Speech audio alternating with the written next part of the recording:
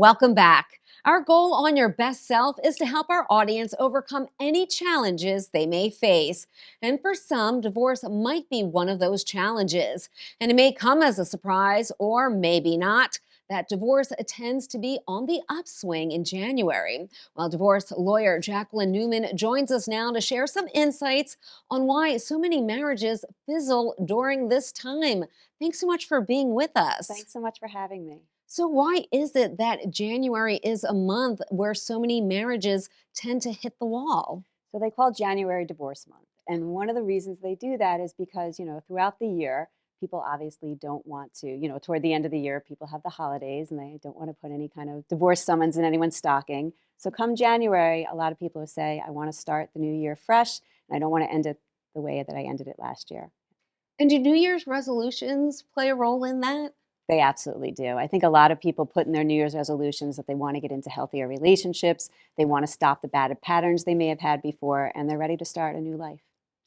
Obviously, you're surrounded by this all the time. Tell us, what are the three main signs your marriage is in trouble?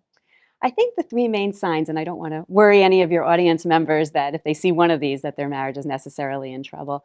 But I think that there are a few things. One, people complain very often that their spouse is complaining all the time. But all of a sudden, if your spouse just stops complaining and just stops communicating with you, you start to think, what's going on? Who are they talking to instead of talking to me? So that what I would say is number one. Another thing is that if somebody becomes very, very possessive of the electronics, they change passwords, they do all sorts of things that all of a sudden become very, very secretive.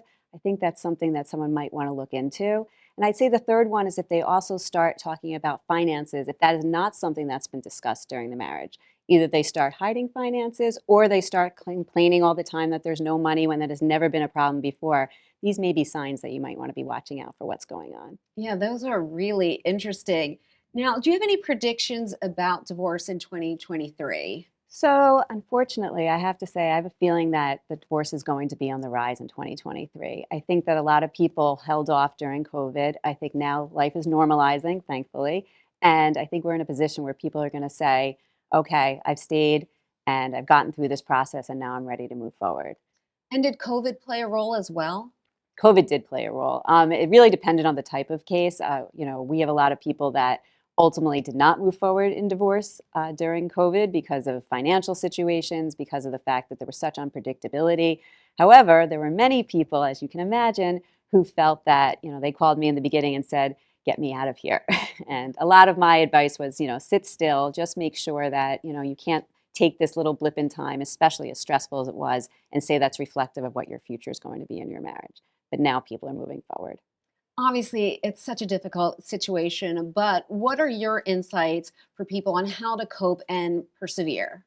So I think self-care is very, very important. I think, divorce is an incredibly difficult situation. Even if you're the one who ultimately wants the divorce, it is still so difficult for you, for your children, for all of your family members. So I think it's just very, very important that you take care of yourself, whether it be therapy, whether it be meditation, anything you need to do to help yourself be strong to get through this difficult process. All right, Jacqueline, thank you so much. Great advice and very important insights. Thanks for being with us. Thanks so much for having me. All right, and stay with us because we'll have much more when we come right back.